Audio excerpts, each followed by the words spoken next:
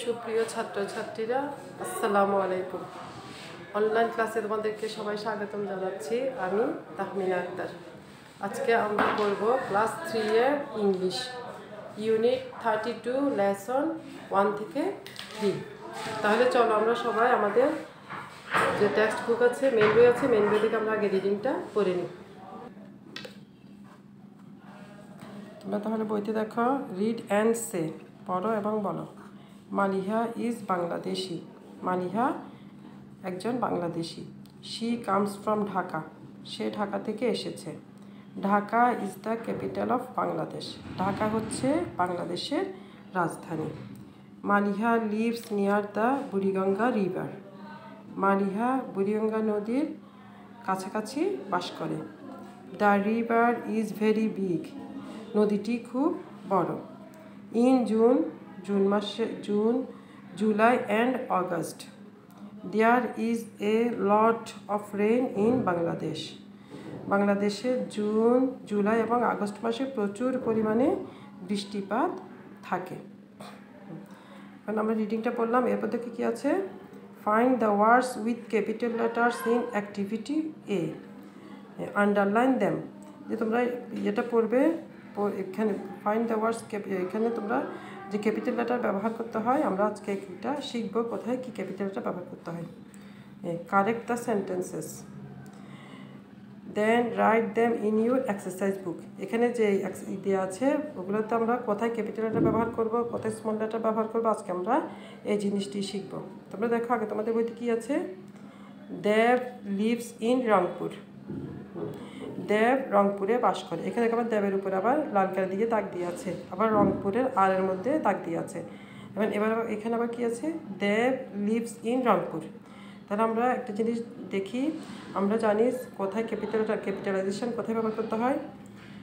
যে কোনো সেন্টেন্সের শুরুতে প্রথম অক্ষরটি অবশ্যই ক্যাপিটাল লেটার দিতে হবে, অর্থাৎ সেন্টেন্সের শুরুতে অবশ্যই আমাদেরকে ক্যাপিটাল লেটার ব্যবহার করতেই হবে। তাহলে দেব যেহেতু সেন্টেন্সের শুরু, সেই সূত্রে দেবের ডিটা অবশ্যই বড় হাতের হতে হবে, সেটি একটি। দ্বিতীয়টি হচ্ছে যে কোনো নামের প্রথম অক্ষর ক্যাপিটাল লেটার দিয়ে শুরু করতে হয়।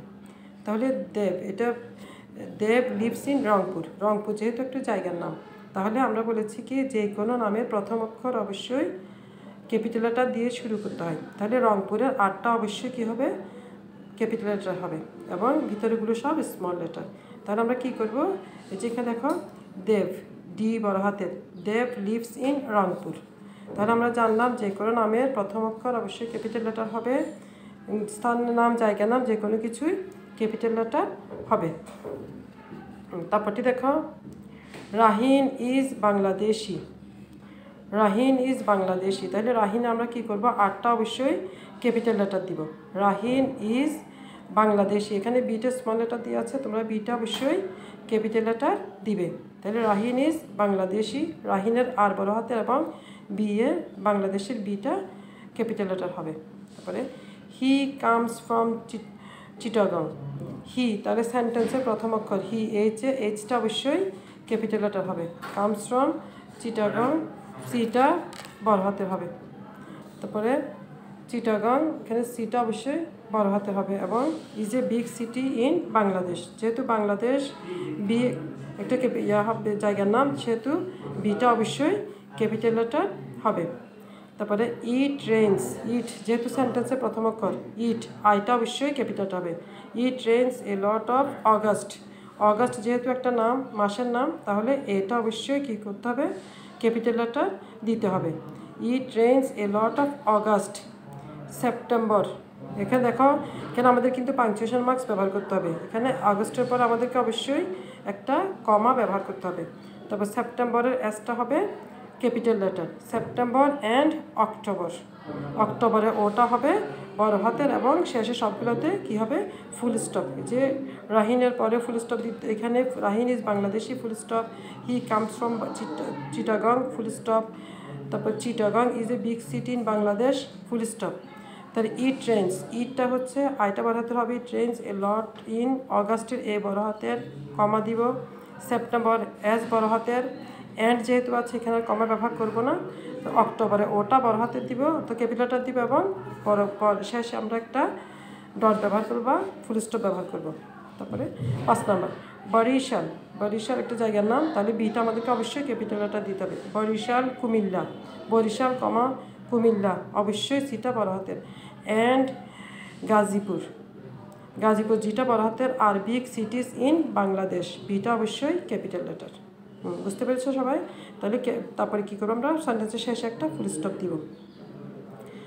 দ্য যমুনা, যেটা অবশ্যই ক্যাপিটালটা। The Jamuna river is very big, তাহলে যমুনাটা কী করবো আমরা দি বড় হাতের দিব।